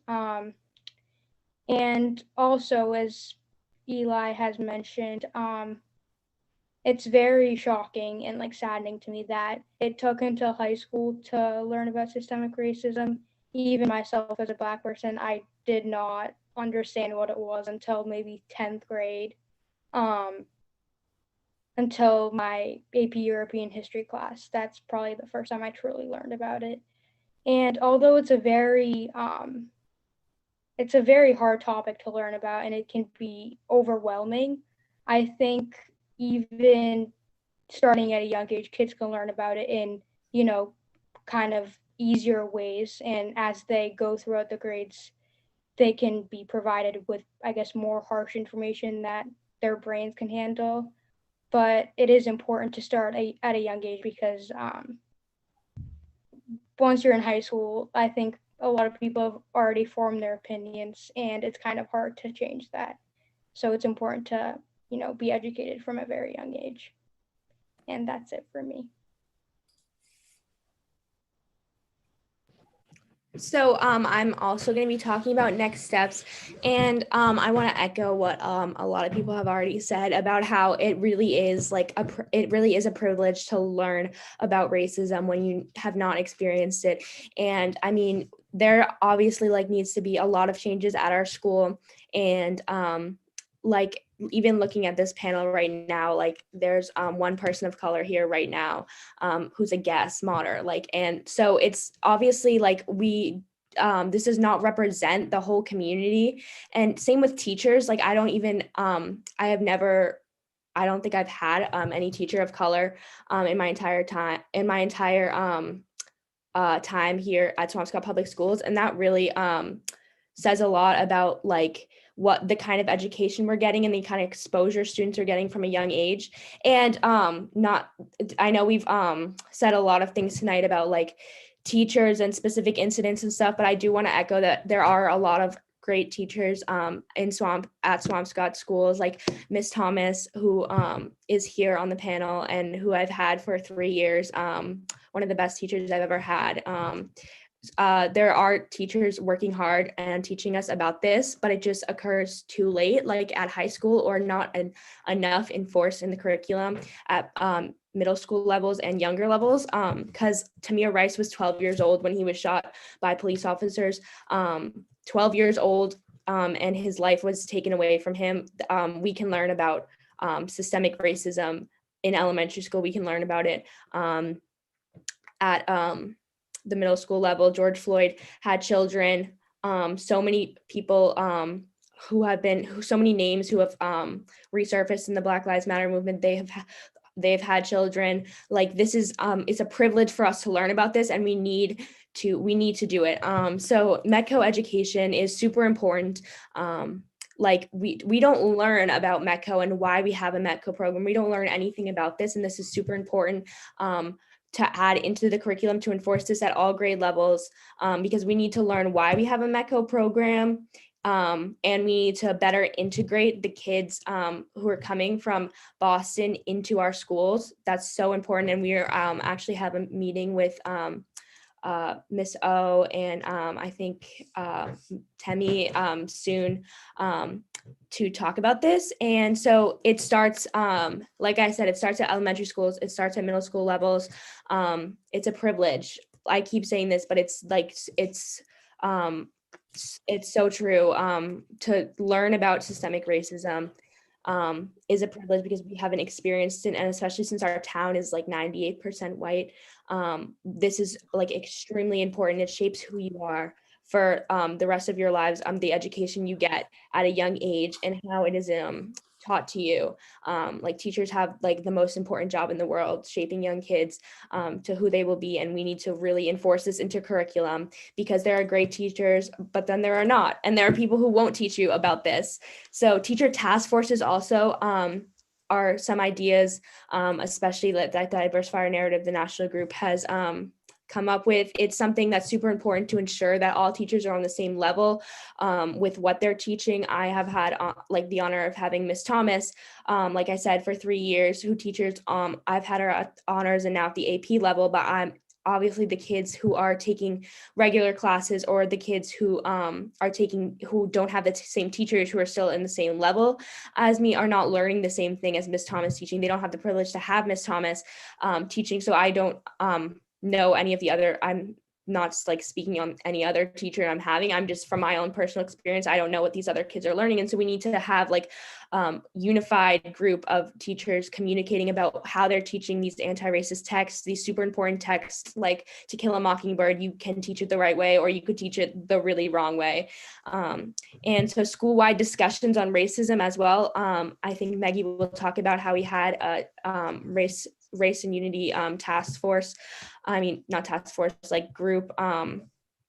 But we need to make this like school-wide discussions on racism, police brutality, and other pressing issues. I think one of the best examples of my math teacher last year, like talked, I think like addressed George Floyd's murder in our math class on Google Classroom, like posted something being like, I'm here for you. I know that this is a tough time. Like if you need anything, let us know. And that's something that needs to happen, because this, especially like this, like George Floyd's murder, like really like affect all of us here. But it like to the extent we can't even imagine what people of color felt seeing that happen. And to like students of color at our school, this affects education. You cannot learn in this environment when everything going around happening in the country. It is so hard for you to learn. And so the fact that my math teacher did that just spoke to a lot about like how important that is to talk and like address this in every class, because this affects students at home. This affects everywhere else. And if we don't talk about it, that leads to my next point. Like we need to address it and not avoid it, because this is something like I think the school just sent an email after George Floyd, but we need to do way more than that. We need to address this way better than we have been doing, I think, at all school levels from the district level, because this is serious, and this is like affects our education, because students of color are growing up not knowing like what's going to happen, what are their futures like, because they see their own people being murdered for sleeping in their houses, like by the police. Like this is something that like education comes second almost in this, because it's like lives are on the line, and this is so important. And zero tolerance, that echoes what Alex was saying about, we really need to enforce this zero tolerance. We need like students of color, we need all students like facing like oppression, racism in our school to feel comfortable enough to come to the administration and know that something will happen, and know that their privacy will be protected. Know all of this, because this is so important to create an environment that that students feel comfortable sharing, that they feel safe in their own school. So we really need to start enforcing the zero tolerance, because it really hasn't been enforced in the past. Like Alex was saying, this is so important. And really like, yeah, that's that's my little rant for that, but you can go to the next slide.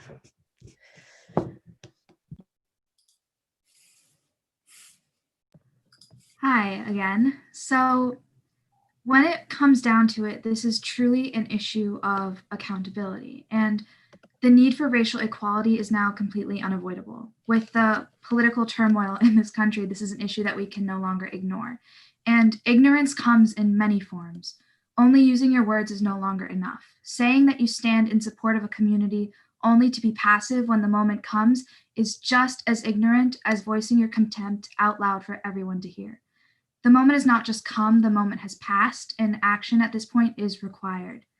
To an outsider, our town may seem perfect, and I will admit we are so lucky to live in a community like this, but luckiness gives away to privilege as we get older. And our town is beautiful, but when you look past that beauty, like into the crevices of what we stand for and believe in as a town, you start to see blindness.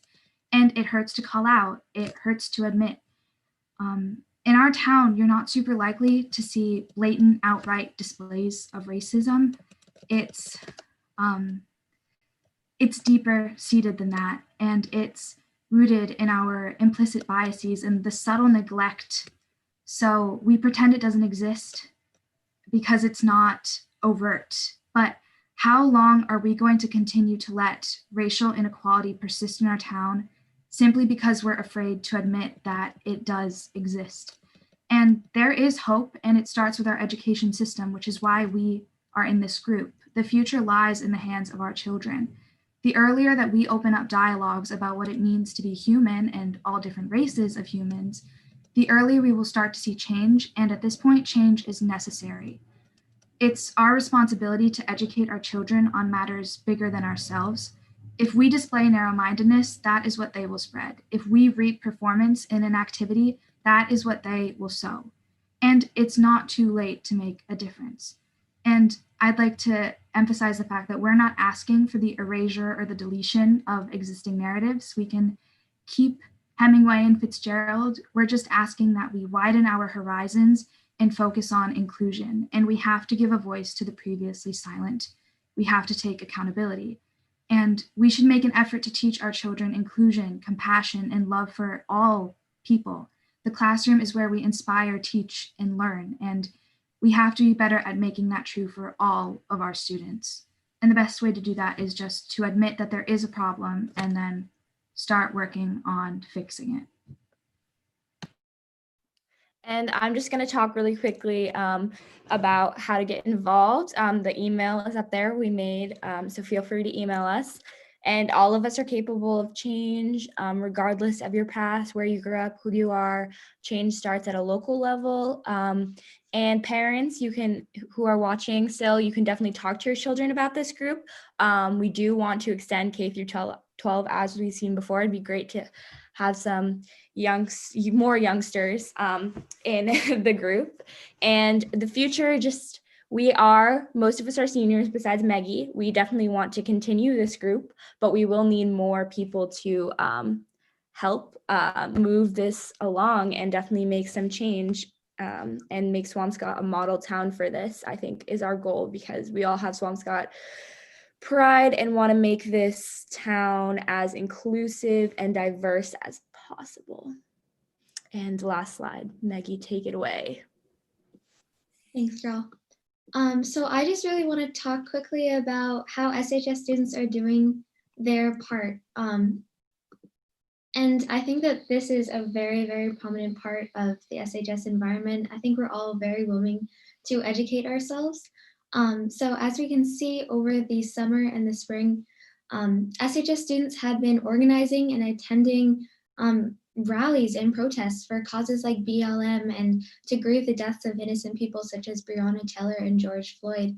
And I can confidently say that as an SHS student myself, we are committed to educating ourselves about racism on both a local and a national level, which is part of the reason why we're here. We got involved in this through Instagram, and it was a national group, and we decided to personalize it to our own town. But not only are we committed to educating ourselves, we are committed to educating each other. I'm actually the newest member of Diversify Our Narrative in Swampscott, and I actually learned about the group through a new group at SHS known as the Racism and Equity Task Force. This group is open to both staff and students, which actually provides for a really in-depth discussion with varying perspectives, which kind of helps move the conversation along. Meetings, which are held virtually, are on Wednesdays, and they're conducted through moderated discussions with pre-chosen discussion questions. One of the things that I really enjoy about this group actually is that it is more about what you want to do to take action, anti-racist action, more than just talking about the issue of race in Swampscott, which is equally as important, but it's nice to have a very productive atmosphere. After this first meeting of the task force, I want to give a shout out to Ms. Green, who invited everyone to form an anti-racism book club, which I very, very enthusiastically agreed to be a part of, along with a bunch of other members from Diversify Our Narrative and other members of the Racism and Equity Task Force. We read books that help us continue educating ourselves about the issue of race, rather than depend on others to share their personal stories, which is really important. This is actually, I think, a common thread between students at SHS. It's a strong commitment to educating ourselves about socio-political issues, whether it is people posting information on their stories on Instagram, or protesting in the streets, or trying to change public school curriculum like we are incidentally. SHS is filled with students who are trying to do their part to make Swampscott a welcoming and accepting community. And with that, I just want to thank all of the teachers and staff members for listening to us. We were really looking forward to making this presentation, and I want to thank also all the members of Diversify Our Narrative for welcoming in so nicely. But yeah, thank you. Thank you, guys. We're really happy that you have come forward and made this presentation to us. As I mentioned on the email, I am very proud to see a group of students leading through action. I know, I feel terribly. I didn't realize that your presentation was going to run as long as it did. So I'm not sure how much time we have for questions, as I promised a hard stop. But I know that the superintendent has something to say. First, I want to thank you all for coming forward and sharing all the information that you did tonight. A couple of things that I want to make you aware of is, one, that we had a summer reading professional development for our staff across the district, and it was selecting a TED Talk, a video, a book on race and racism and how it impacts our students. And we had a follow-up discussion, professional development day. I believe it was in October that we did that. The other thing I wanted to share with you is that last week at last week's school committee meeting, I announced that I volunteered to be part of a racial equity working group with our Metco headquarters in Boston. And we had our first meeting last Thursday morning. And the purpose of this working group is to develop a leadership retreat in Boston on December 4th and really focus on racism and training and consultation and curriculum. And so it's right in line with everything you're talking about, because we do recognize the challenges we face in our district. And last year it came to the forefront when school committee had a meeting in Boston hosted by our Metco families in Boston. And that started the discussion last March. So what you're bringing forward is not something that we shun from, that we hide from, that we're very much aware of. And because of that, we started taking steps early last spring to really bring some improvements to our district, to our curriculum, to our training. And so I just think that you all need to be aware that this is part of our agenda to accomplish in our school district. I want to, I see that Ms. Thomas has her hand raised. Hi. I just wanted to mention that this movement, and they were nice enough to put my name in the beginning, but this is totally student-led. I just wanted to put that out there, that I'm so impressed. They've been meeting for months about this. They brought this to, actually you brought this, Amy, you brought this to me this summer. And I really think, just from the teacher perspective and from, speaking on behalf of my department, it's been really interesting to hear what they have to say and the suggestions that they have for curriculum. And already we've made some moves. I know Alex mentioned that. We've made a couple changes. We have a little group, kind of like a book club, where we're looking at different texts, and we're going to look to pilot them this year. So it's been really, really positive. But I just really wanted to highlight how impressed I am with the leadership, and they've really done this on their own. So it's amazing. Well, and I want to thank you, Ms. Thomas and Ms. Bacon, sorry, Dr. Bacon, who, when I brought this to her, didn't hesitate in saying, this is fabulous. I'm actually looking for a bunch of students to get involved in this kind of thing. So, I think to this Diversify Our Narrative group, I want to say thank you, that we really appreciate the work that you're doing. And we're proud of your voices. So keep it up. And I imagine we'll be speaking later in the year with some more updates that you have for us about accomplishments. Thank you. Thank Thanks, you. guys. All right, so we have one last thing on the agenda. I don't have a tri-chair update because we have not had a tri-chair since last week. We have a consent agenda, which is designed to expedite the handling of routine and miscellaneous business in the district. The school committee can adopt the entire consent agenda with one motion. At the request of any committee member, any items can be moved from the consent agenda and placed on the regular agenda for discussion. Tonight, we have 4 things. We have executive session minutes from October 26th. We have regular session minutes from October 28th. We have a donation from Paul Goldstein to the Swampscott photography class. And we have warrant number 2117 and 2118. I will entertain a motion to approve. Make the motion. Do I have a second? I'll second it. Suzanne seconds it. All right, any discussion? All right, then I will take a roll call vote. I know Ted texted me and said that he had to log off for a work call. So I'm going to start with you, John. So I am a yes. Karen? Yes. Suzanne? Yes. And I'm a yes, so motion passes unanimously.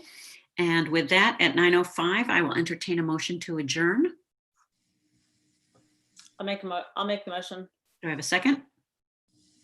I'll second. All in favor? I'll start with you again, John. Yes. Karen? Yes. Suzanne? Yes. And I am a yes, so we are adjourned at 9:06 p.m. I want to thank everybody. Thanks, everybody. Thanks. Thank you. Okay, Amy. Hold on, let me just stop recording. Stop recording, but don't stop the live stream quite yet. So I stopped the recording. All those volunteers and young and old. It was so great. I love seeing Do you have the email for that Dawn group? Was it just Dawn Swampscott at K-12? Hold on, let me tell you.